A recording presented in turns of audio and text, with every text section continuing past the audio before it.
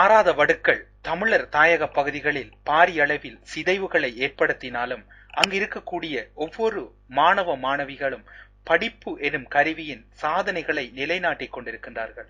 குறிப்பாக முல்லைத்தீவு பிரதேசத்தில் அந்த சாதனையினுடைய வெளிப்பாட்டோடு ஒரு மாணவி இணைந்திருக்கின்றார்.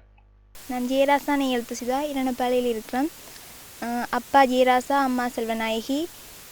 எனக்கு ஒரு அண்ணா இருக்கிறார், அவர் யூனிவர்சிட்டியில் படிக்கிறார், ரொஹான் பிரசாந்த். 2 அண்ணாக்கள் சண்டையில் இல்லாமல் போயிடுச்சுன்னா இப்போ நானும் அண்ணாவும் அம்மாவும் அப்பாவும் தான் வீட்டில். நான் புதுக்குடியிருப்பு சென்ட்ரல் காலேஜில் படித்தேன். நான் 2014ஆம் ஆண்டு A-level எக்ஸாம் எழுதி A2B ரிசல்ட்ஸ் எனக்கு கிடைச்சது. 10வது ரேங்கில் வந்து நான் யாழ்ப்பாணம் கேம்பஸில் மேனேஜ்மெண்ட் பாடநெறிக்கு தெரிவு செய்யப்பட்டிருக்கிறேன். இந்த 21ஆம் தேதி என்ஜாய் பண்ண போகிறேன்.